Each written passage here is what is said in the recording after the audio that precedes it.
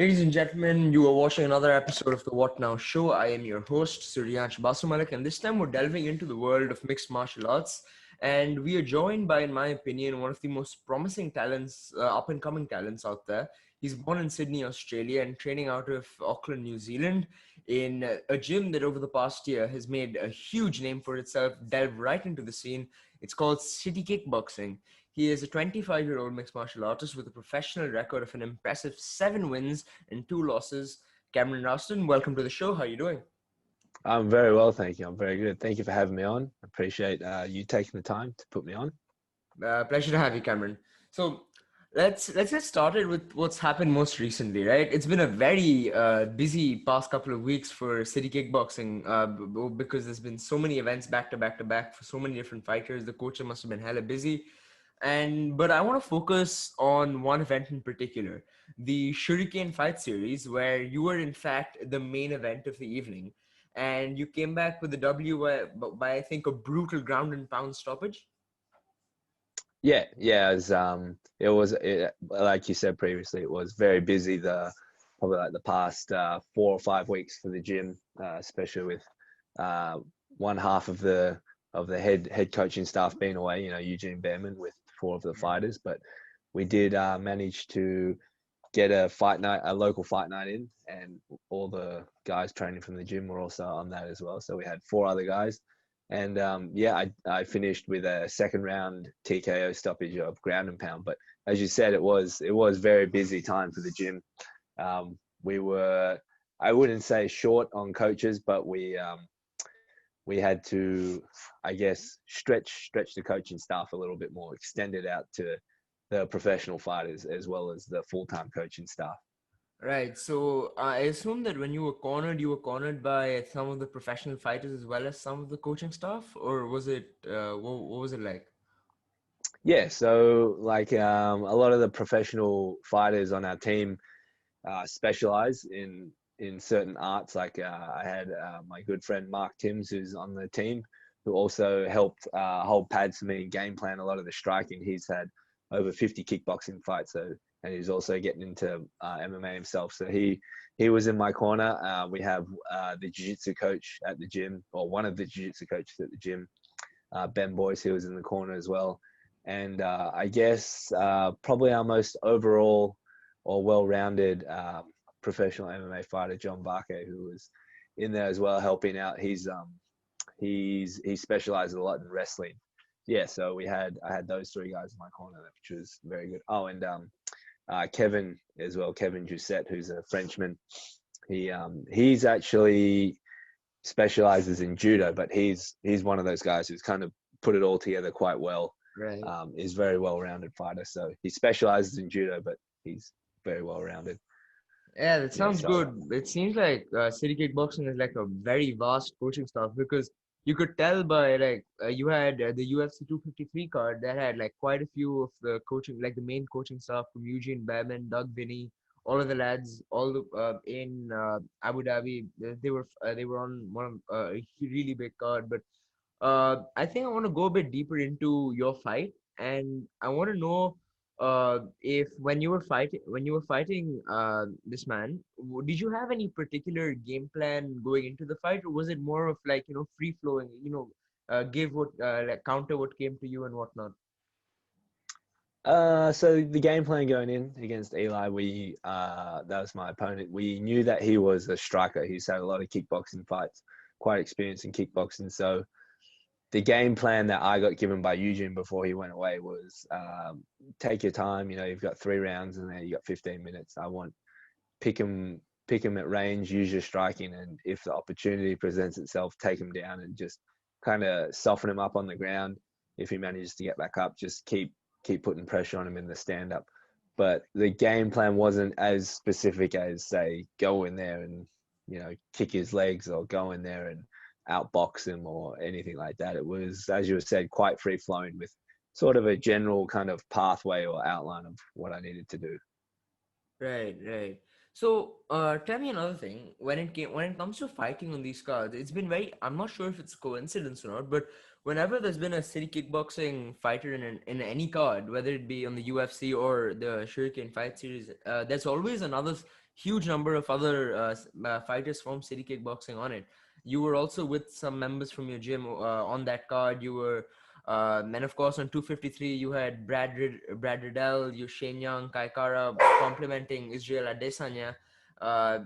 And of course, is that something that you plan out, that, multiple fighters going into the card, or is that something that just works out fortunately? It does seem to be coincidental on the like the local cards, like the Shuriken Fight Night. We obviously, because it's a local card, a lot of the boys want to get on it.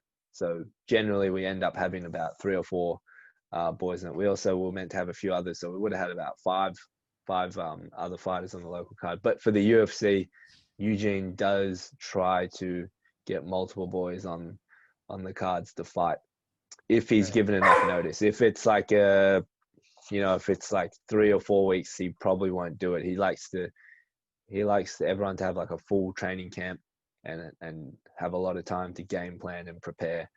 But it's definitely not coincidental. He has a plan. He's a bit of a madman, a bit of a genius. So he Ah, knows well, he knows what it he's seems doing. to be working in benefit for City Kickboxing, because it seems Mm. like as compared to all the earlier established teams, like, you had the American Kickboxing Academy, aka, or American Top Team. All of these names are already up there, but over the last year, with, Dan Hooker, Kai Kara, Adesanya, all of them, bursting into the scene over the last few years in the big leagues.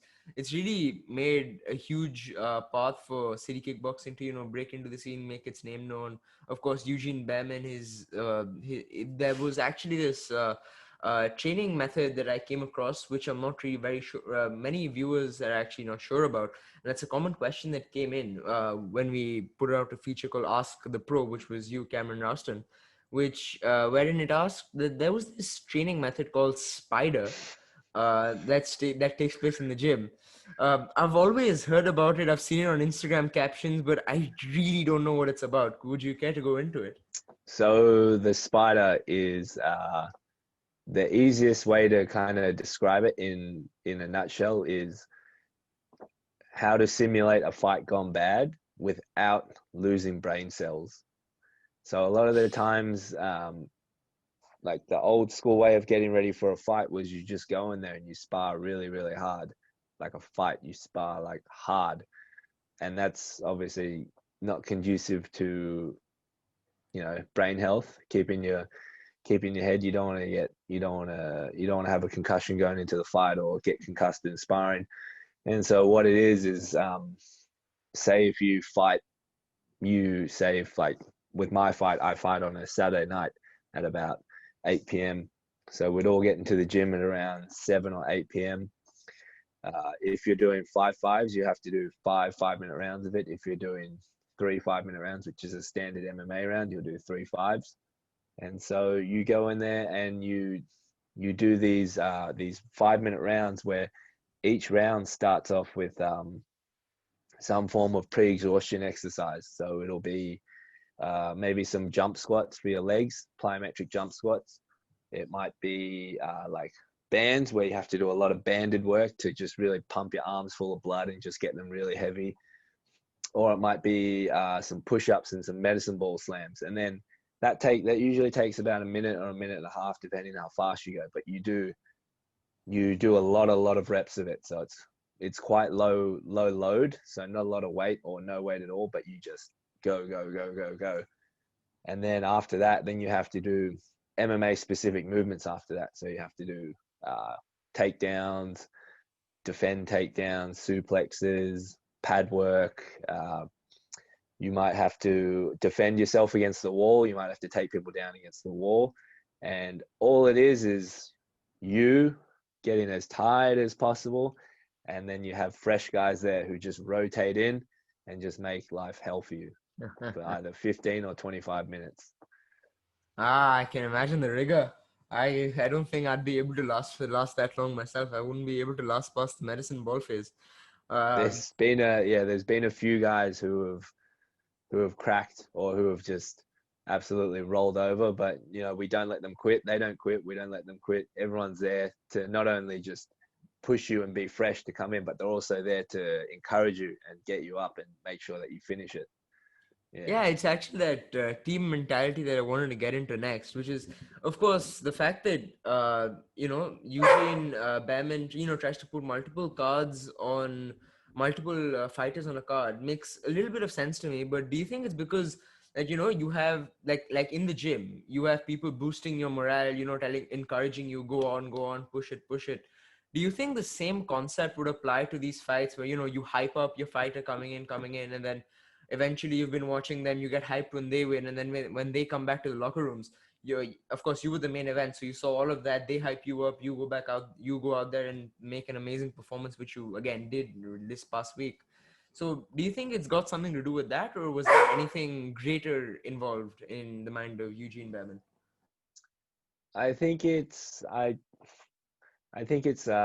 something greater than that. In what I think, this is pure speculation, is like in his mind, it's like it's like a convenience thing. Let's say it's convenient to have all four guys on the card, but at the same time, if you've got four guys on the card, you have four guys who are going to do all their running together. They're going to do all their wrestling together. They're going to do all their boxing, sparring, whatnot. They're going to do everything together, especially if you have guys who are like within a one or two weight classes of each other. They can kind of like lean on each other in training.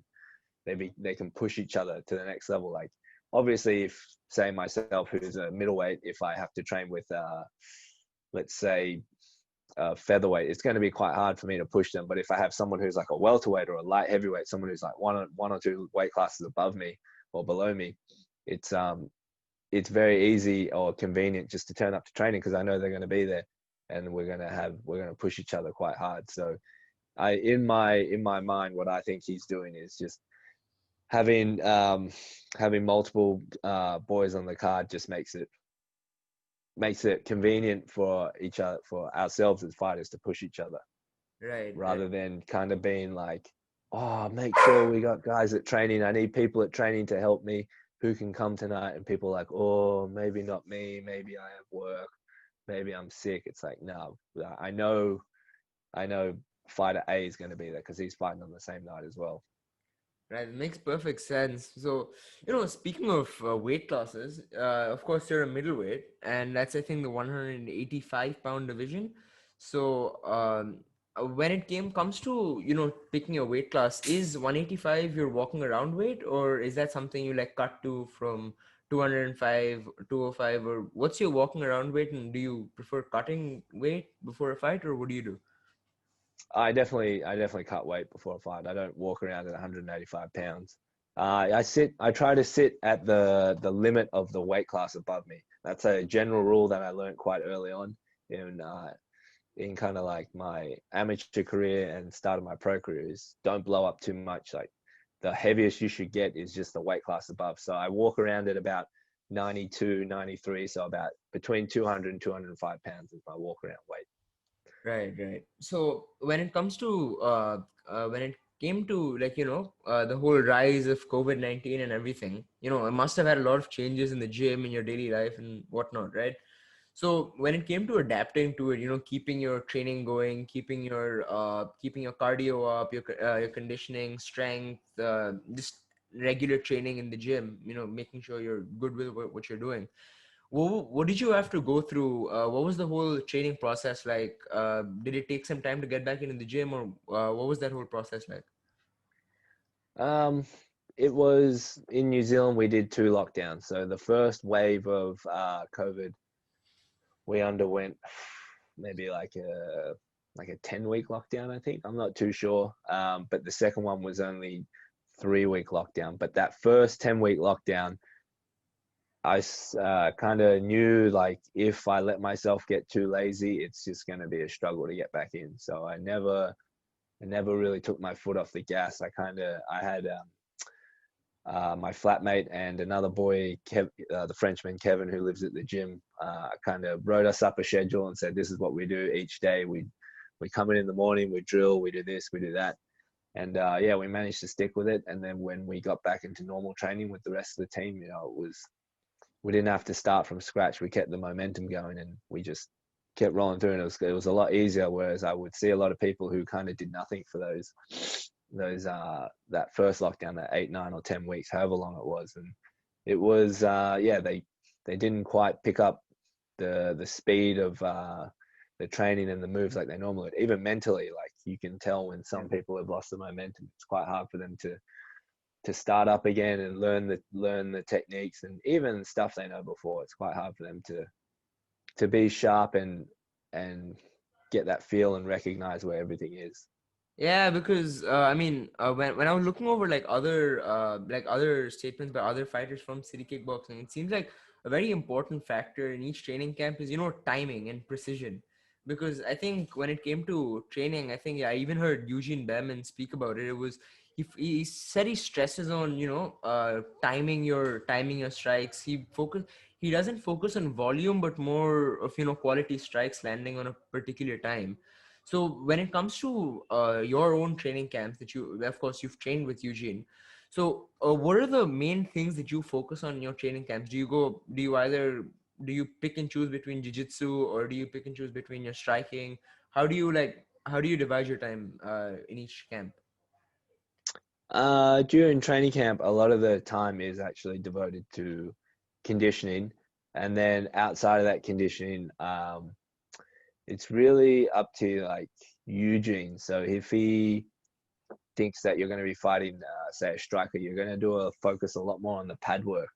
Uh, if you like, so the pad work, the individual pad work you do with him, he has like very specific and set combinations, or maybe specific footwork he wants you to use that he believes will work in the fight. And 10 times out of 10, I won't even say 9 times out of 10, 10 times out of 10, it always works. He's whatever he gets you doing it you use it once in the fight and you're like, hey, I did that in drilling with him, because it's become automatic now. It's like, hey, it worked. It's like, well, yeah, he's just a genius like that. And then also when it comes to the grappling, he won't specifically say, hey, do this move. He works it into kind of like our team sessions where we all come together at 10 a.m.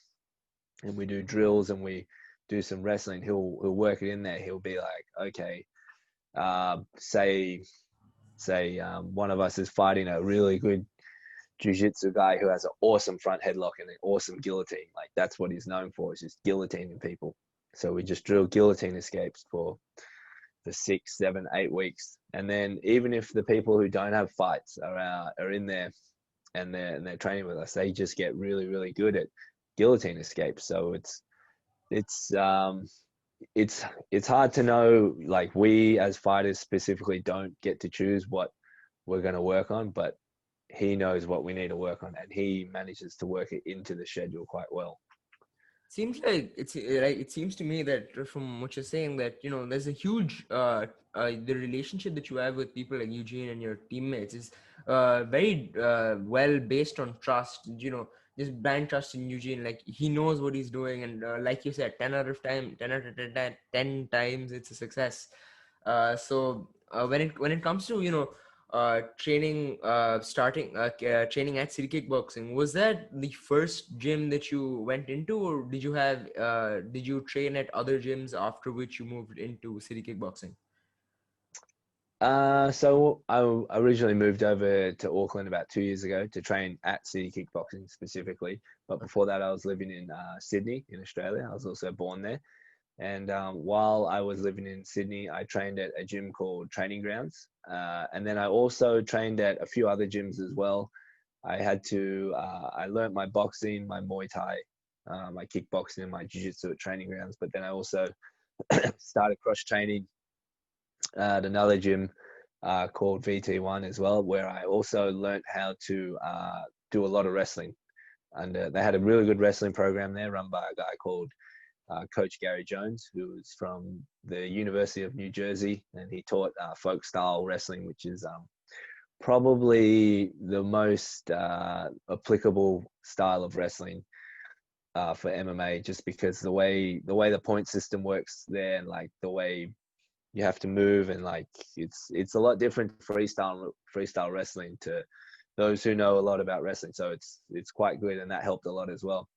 then I was training at a few other boxing gyms as well, and just doing like general open mats and training around at other jiu-jitsu gyms.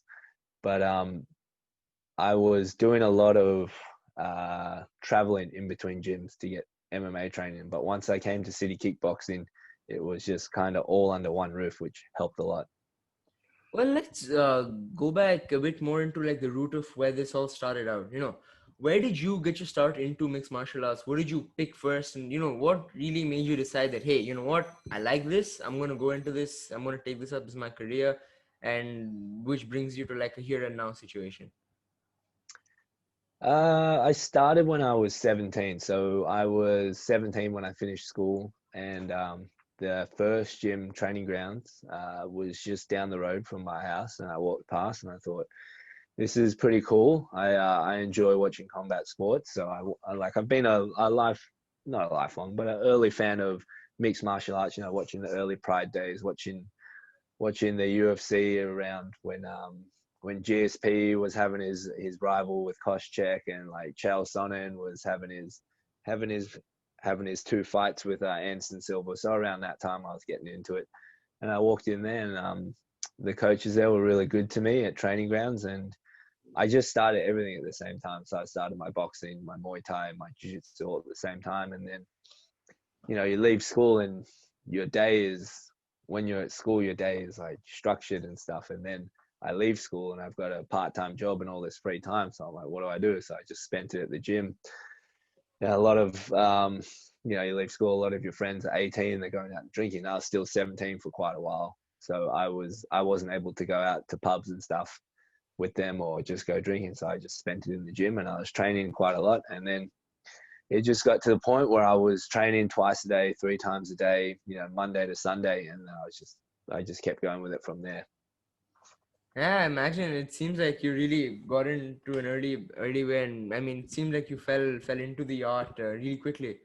So, at training grounds, did you focus more on your boxing, or was it what was the art that you focused on most at training grounds?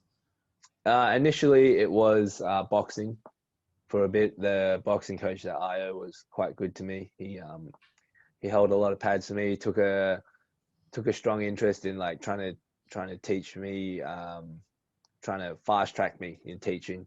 He put a lot of time into me, which I'm very grateful for. And then Scott as well.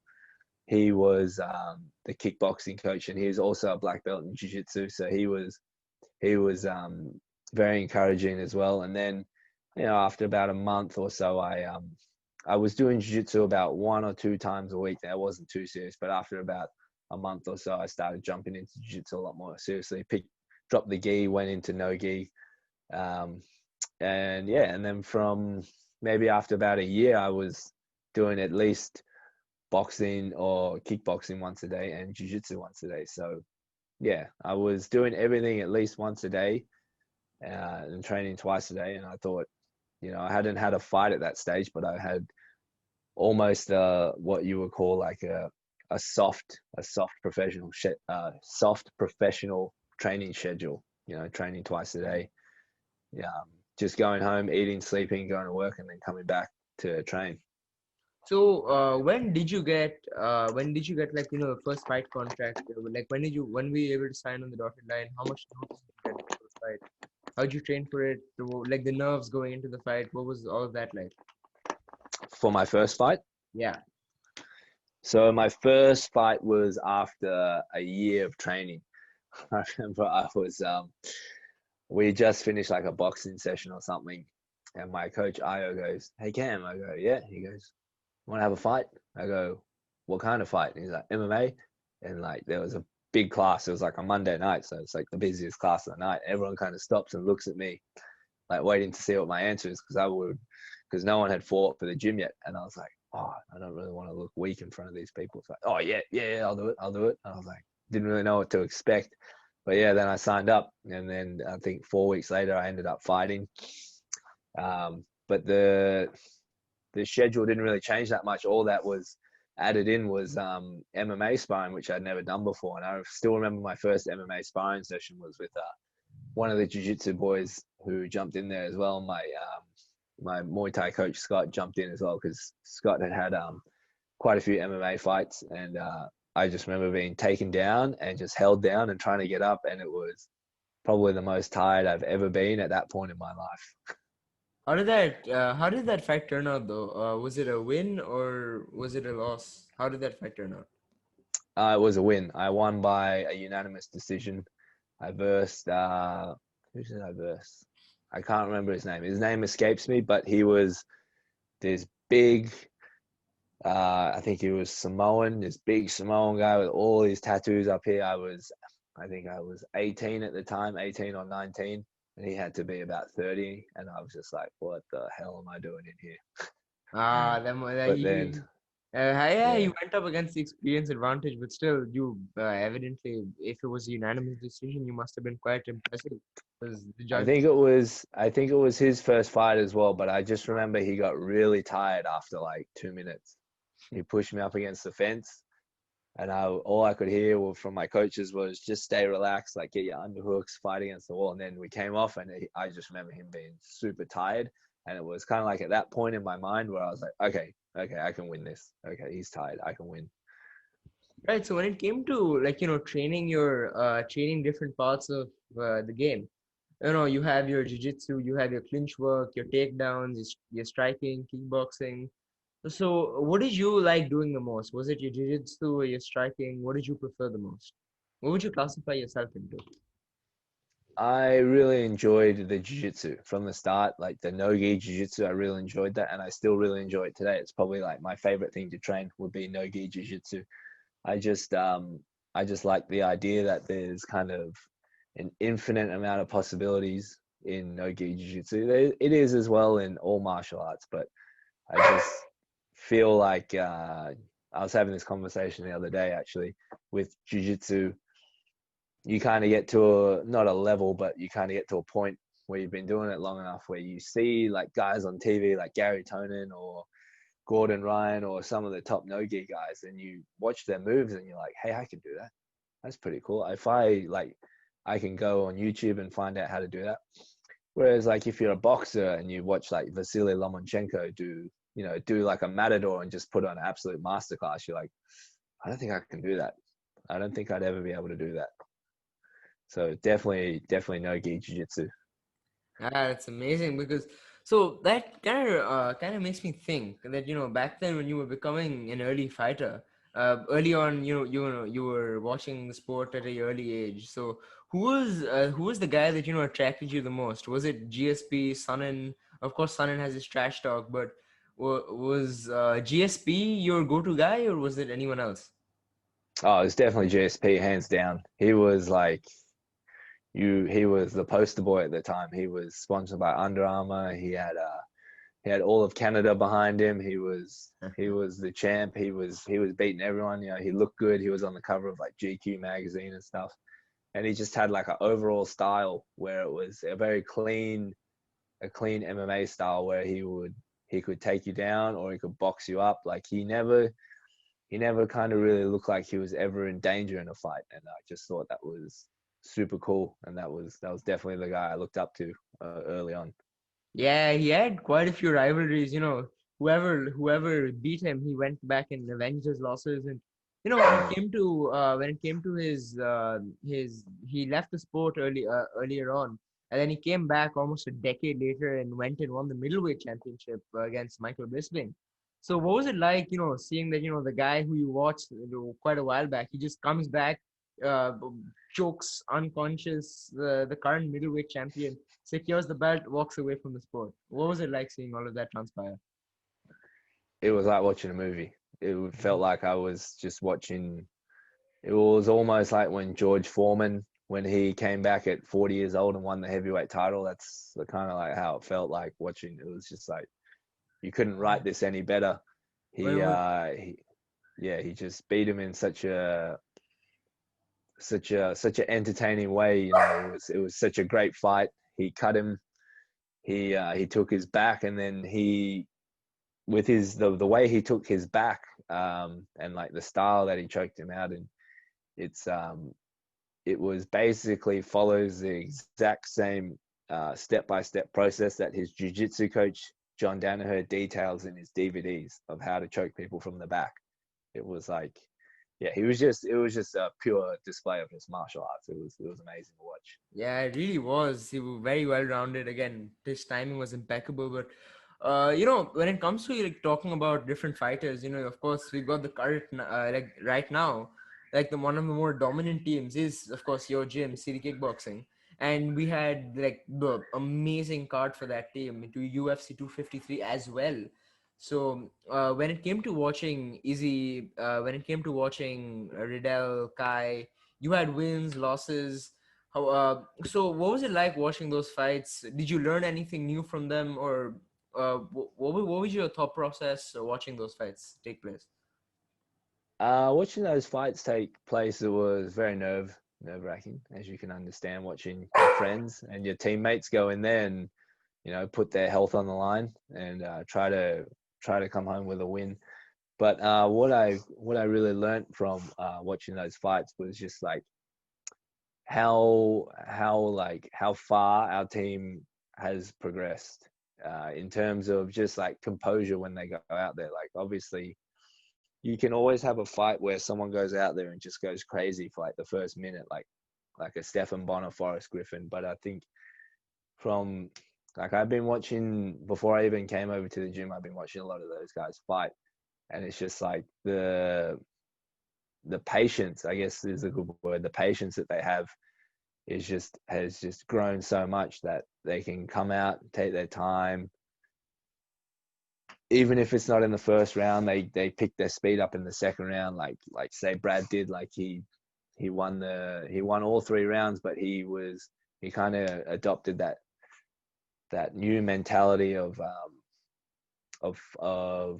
winning the fight rather than just trying to go in there and just absolutely just get into like a brawl. Like Yeah, he because you could approached it see as a that. martial artist. Yeah. Yeah, because even when it came to the Kai Kara's fight, he didn't come back with the W. But when it came to actually like throwing, when it came to staying composed, he took his time, picked his shots. But then when it came to actually going into the brawl, with I Mm. think it was Brandon Royval, he threw his hook, he landed it clean, he was going down, and then suddenly Royval spins back with a spinning elbow. So that first round was probably one of like among up there with probably one of the better rounds I've ever seen. And then Mm. you could see like the complete difference in like power. And as much as people say it was a lucky shot and all of that, but it was still a phenomenal fight. And like the way all of that transpired, you could even see it like in the Easy fight, where Paulo was trying to bait him in with those traps, saying, "Oh, you're not hitting me, come, come, come."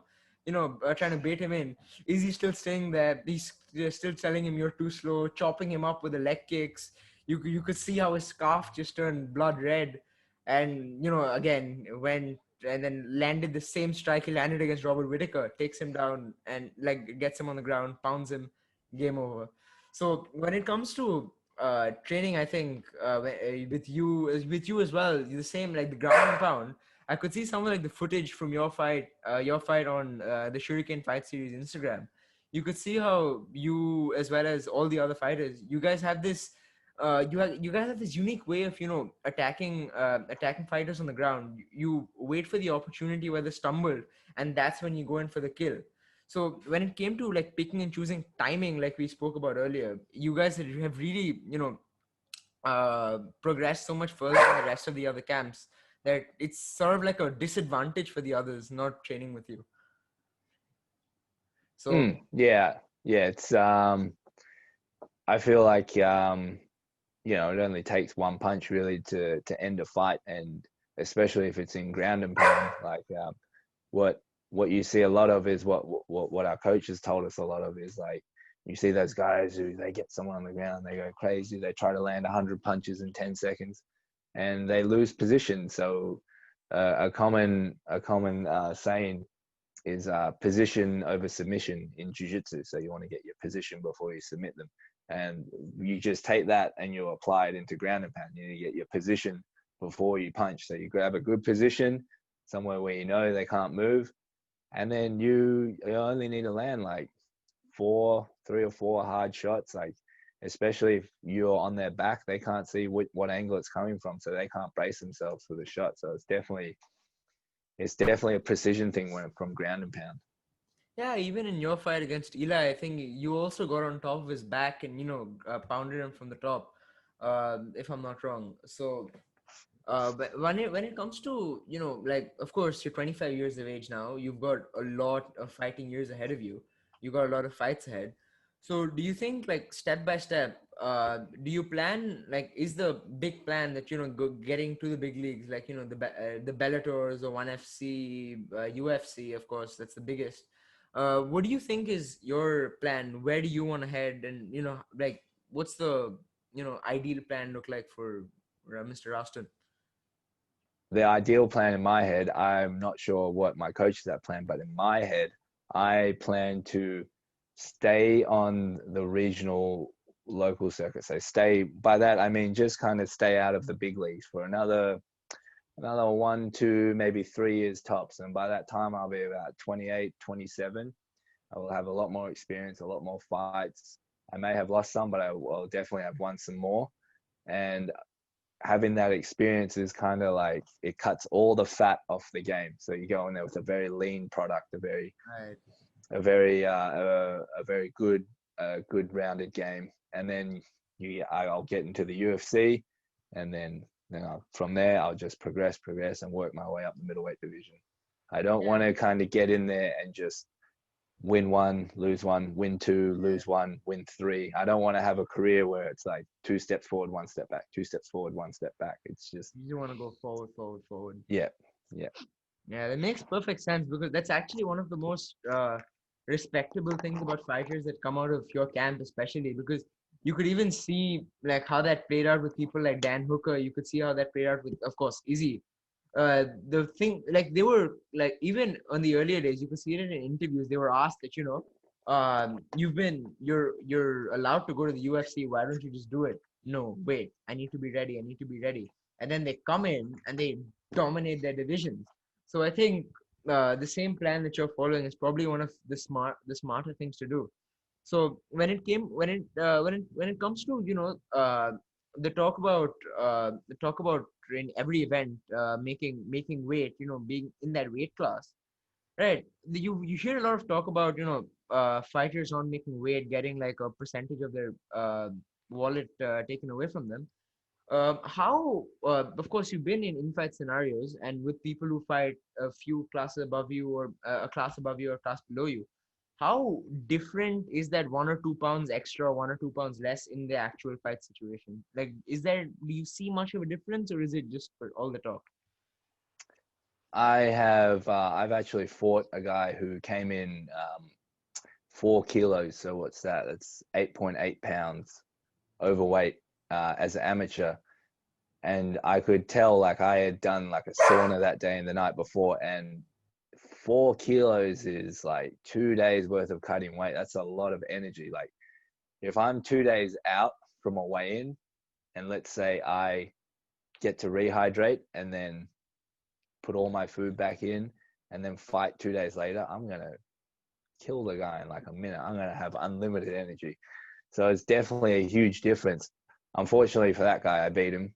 He was just he. I just the technical abilities were just too greater. So I beat him, even though he was a lot bigger than me. I still beat him just technically.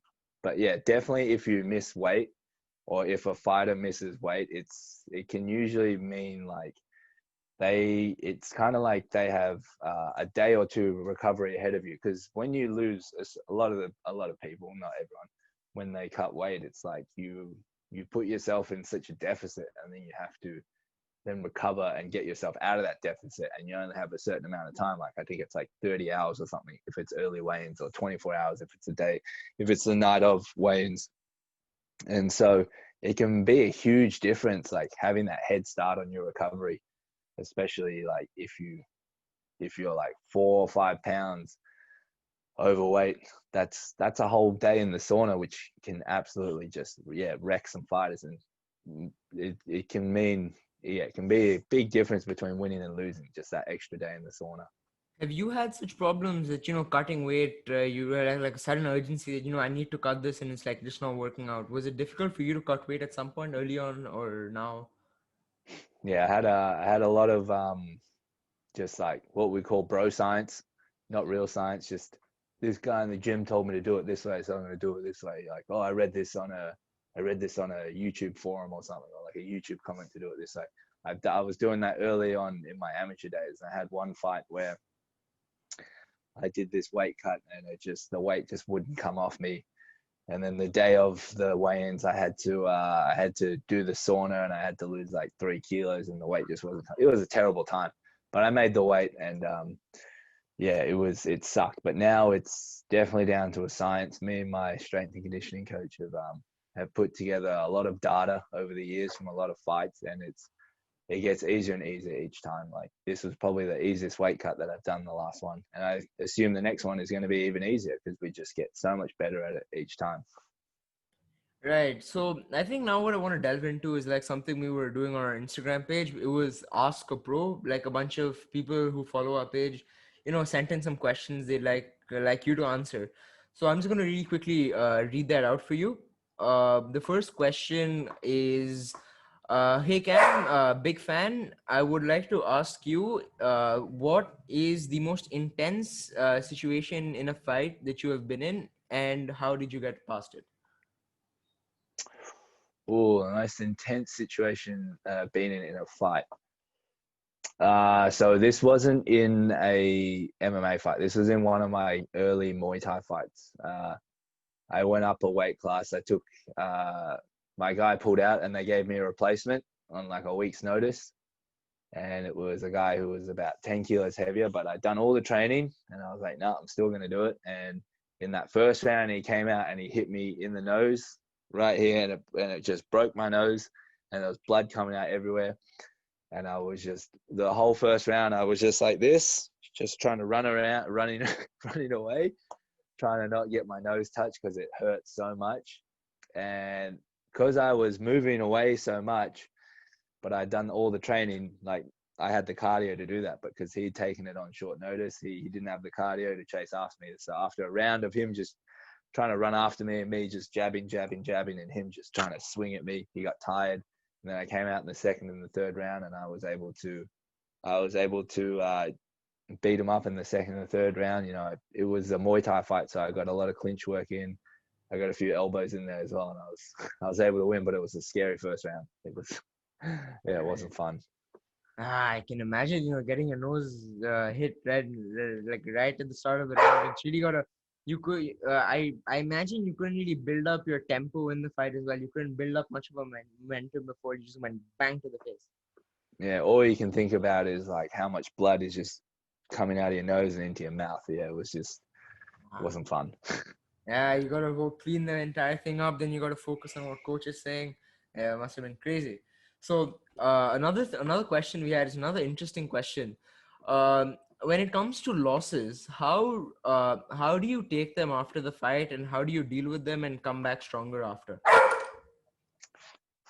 There's like two things you can do with a loss. Is like you can either just let it break you, or you can let it build you. So obviously, break means you just let it just destroy you, destroy everything about you, or you just build you up. You just put it behind you and understand that there's nothing you can do about it. As Max Holloway would say, it is what it is, and there's a lot of lessons that you can take from a loss, and you really need to learn from those. Sometimes it might be something that you don't want to have to do. Like say you might have to leave the gym you're at and go to another gym. You might have to leave your coach because it was not your coach's fault, but he's just not the guy to help you. It might even be your girlfriend. Maybe she kept you up the night before, like and you didn't get any sleep after you weighed in, and you were just super tired. So maybe you have to leave your girlfriend. So there's a lot of things you can do with a loss. I think it's just you just have to kind of be a little bit selfish sometimes when you lose, and prioritize yourself, and understand that it's going to teach you lessons, and if you want to get better, you have to take care of yourself rather than try to help everybody else. So when you lose, you just gotta understand it is what it is, and there's no changing it. Yeah. There's no going back. Yeah, I think Max Holloway is probably the biggest go-to guy. You know, he even had his own fights against Yeah. Volkanovski, the two slugfest, like, you know, one of which I thought went his way actually. So Mm. it's crazy how these fights could play out, you know, dealing with decisions. Which brings me to another point, which, you know, have you ever had any decision against you in your fight that you felt could have gone the other way, or how do you deal with something like that where you think you've won but you didn't get come back with a decision, if that's happened? Yeah, it's happened to me once in MMA. That was my first pro MMA loss. That happened to me. I thought I won, but it is what it is. There's nothing you can do about it. But the good thing about that was I actually ended up focusing a lot more on my wrestling after that fight, and I got really, really good at all aspects of wrestling. So if I didn't win that, if I actually won that fight, I'm not too sure where I'd be. Like, who knows? Maybe my wrestling, I wouldn't have like kind of just like delved into wrestling as much, and I wouldn't have as much skill as I do in terms of grappling and wrestling. So it definitely helped me in that as well. But yeah, it's just nothing you can do about it. You just got to take it on the chin. Yeah, that makes perfect sense. And right, so coming back to what we were discussing earlier, when it comes to something like, let's say, you know, cracking people, let's say striking in an actual fight, right? There's of course got to be that satisfaction, you know, when you land that punch and, you know, it rocks a guy or knocks him down. I'm pretty sure you've had some of these incidents as well. So when it comes to, you know, when you've actually, let's say you've cracked someone with a good hook, they're rocked or they're about to go down. What is your instinct at that point? Or do you decide that, you know, okay, I'm gonna rush for the quick knockout over here, or I'm gonna wait, keep my composure, pick my shots, take him down, or do you just go instinctively and just go rush right into it? The the early Cameron, early on in his career, would have rushed in there with his hands down and just tried to knock the guy's head off and take him off the planet. But nowadays it's a lot more composed. It's definitely I feel like I can think a lot clearer in the cage now. Like I'm a lot more focused. It's not so adrenaline fueled and just madness in there. So nowadays it's take my time, see what he's gonna do. Maybe let him, if he's down on the ground, maybe let him back up. If he's, because he'll still be concussed. Like, it can last a while, like getting your bell rung like that. He might be able to stand up straight, or he might be able to walk straight, but his thoughts definitely don't aren't as clear as they were before, and he's definitely not going to be able to react as well as he did before. How did you build that, you know, that composure to, you know, like, you know, I'm gonna keep my cool, pick my shots, take my time, wait for the clean shot? How did you, like, was it just with experience of being in those situations before, or was it, you know, some amount of training instilled at camp, or was it what was it that, you know, triggered that thought that, you know, wait, hold back the instinct and hold back the old Cameron, think of what I would do now, think of the proper situation. Like, how did you get through that? Definitely experience. It was, the more ring experience I got, the more I was able to control the adrenaline and control those impulses and those urges just to run in there and try to just absolutely destroy the guy. It definitely, the training helped as well, but I feel like it's just the time in the ring has contributed to that. When it comes to training and sparring, of course, there's been another question that, you know, swarmed into this question sticker, which was, of course, we all know that, you know, Izzy also trains at City Kickboxing. So, you know, and actually, I assume that, you know, you've had to train with him, you know, run a few drills alongside Izzy, being middleweights, both of you being middleweights. So what is it like? Is it any different training with other people as compared to Izzy, or does Izzy have any other different ring to him? Because, you know, people consider Izzy to be the champ and this thing and that thing. So what is it like training with the likes of someone like Israel Adesanya? When I first started training with him, you're kind of like, whoa, this guy is Israel, you know, he wasn't the champ at the time, but you know, he was on the rise up, and everyone was like, he's going to be champ, he's going to be champ. So you start training with him and you're like, this is crazy. Like just him standing in front of you and you're like, this is insane. I can't believe I'm sparring with Israel. And then he hits you and you're like, oh, that's right, we're sparring. He could really hurt me if I'm not careful. And then you kind of like focus in a little bit more. Then after a while, it kind of, the novelty of sparring with him wears down and you realize that this is with everyone, like even with guys like Dan, you realize that everyone's just they're human just like you know, they all go to the toilet like you, they all drink water like you, they breathe, they go to sleep like you do. And then you get on there and they're like, well, if they do all those things like I do, if I can take them down, then they're just like a normal person, or like they feel pain like I do as well. So after a while it got to the point where it's like they're people, they're just training partners, you know, they're not these super gods or these demigods that the UFC kind of hype them up to be. Well, that's got to be, you know, the tricks of promotion.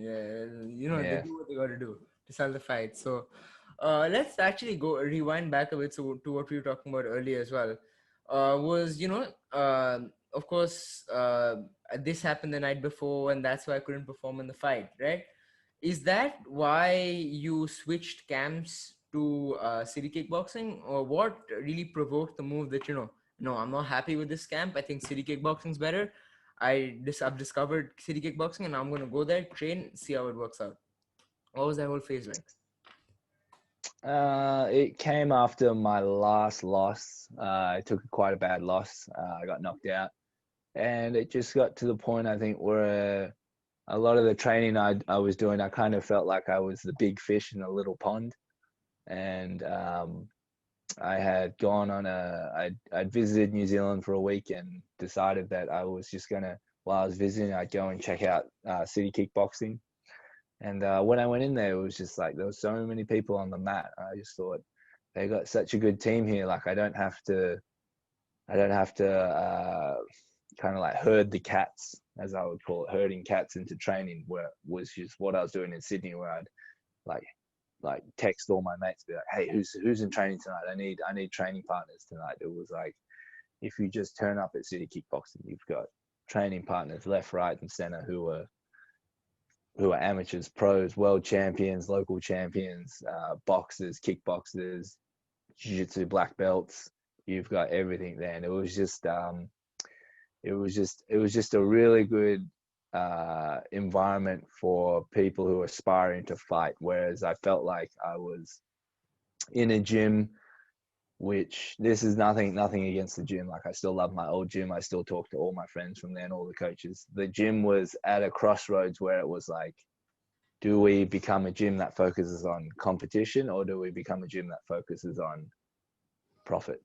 And obviously profit is in coaching the general population, office workers, kids, parents, you know, just martial arts for everyone. And then they decide they obviously had to go that route because at the end of the day, it's a business and you need to make money and people need to get fed. And I saw the writing on the wall and I just kind of left before it had to go that way. And I left with my coach's blessings. Like they were happy to see me go and they're happy for the best of me. So yeah, that's how I came across city kickboxing. And that's kind of the story of how I left. It's a good story, you know. Like, have at least it was good that your coaches back in Sydney were understanding of it, and you know your transition process was so much easier. But I want to ring on something a bit more intricate, if you don't mind me asking.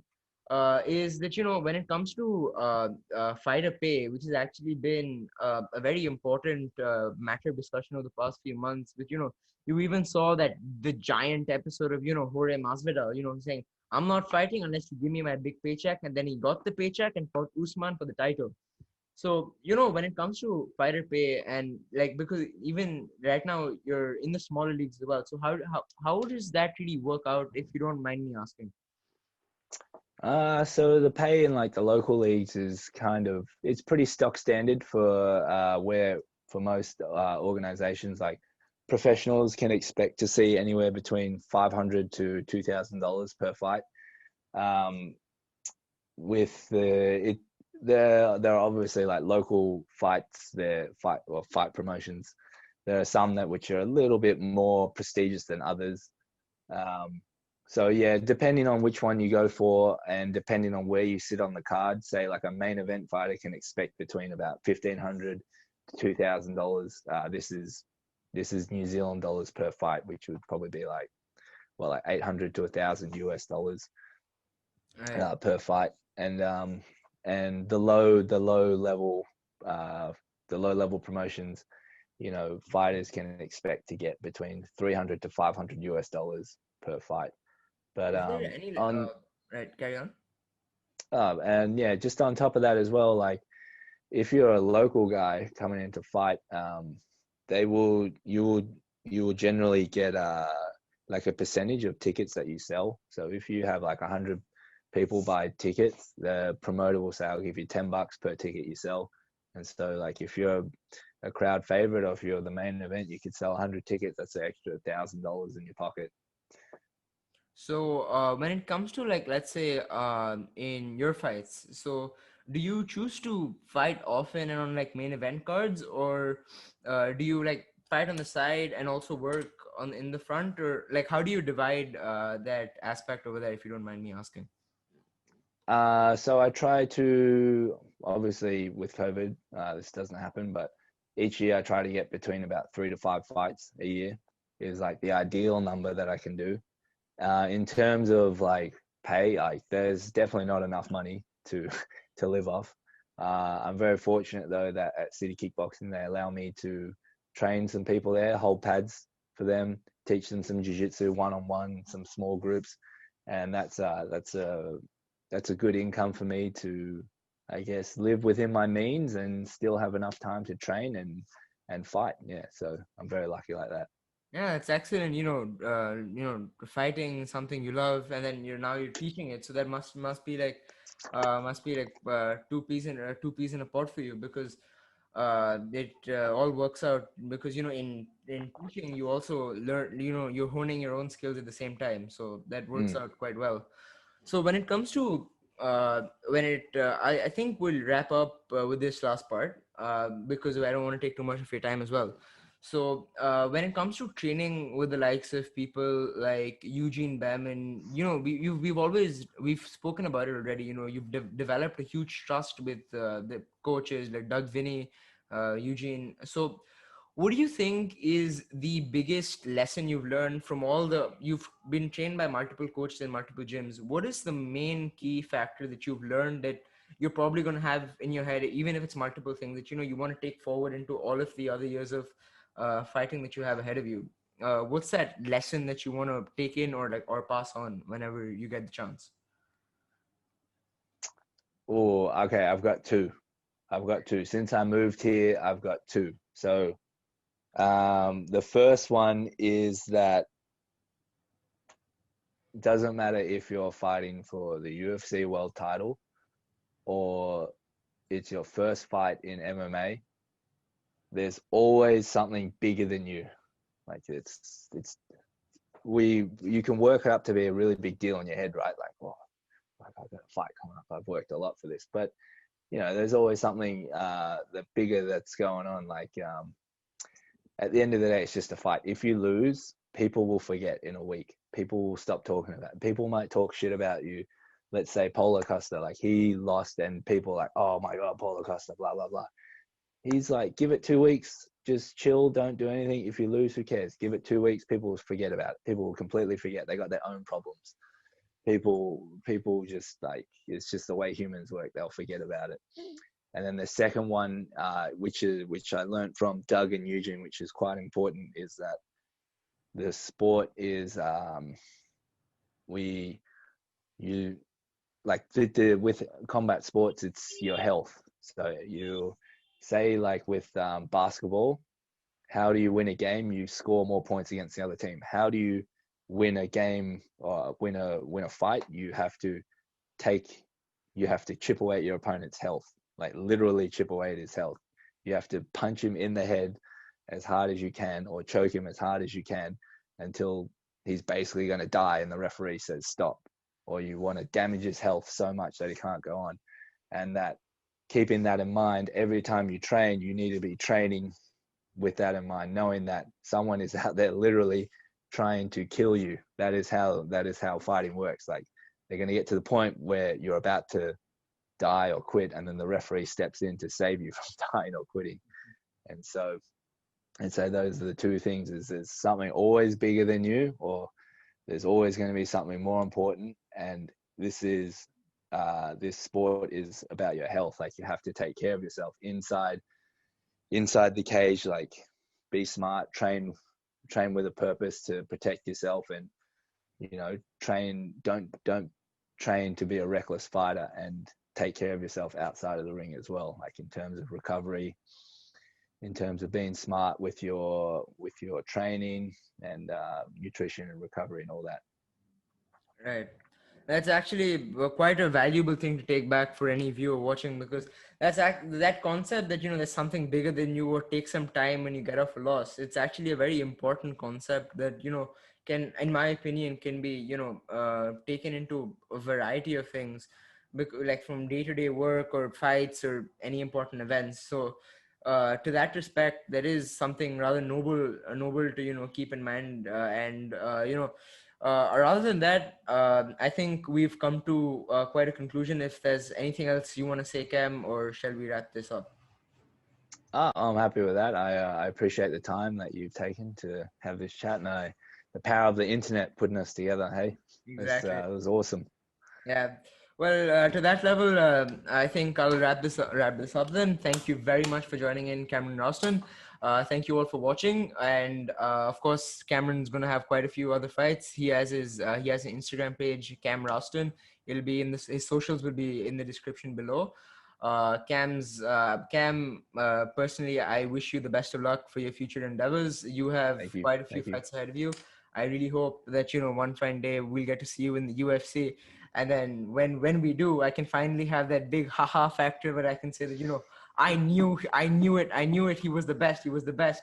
And before anyone else gets the scoop, I'll get to say, I saw Cameron Roston before anyone else did. So to that level, I even have my own personal gain in there. But to be honest, I wish you the best of luck for your future endeavors. Thank you very much for joining in. And I've got nothing much else to say than, thank you for doing this. I've myself have learned a lot from you, and I'm sure all the viewers watching have too. Rather than that, thank you to say it again. Thank you everyone for watching. And yeah, that's what that was.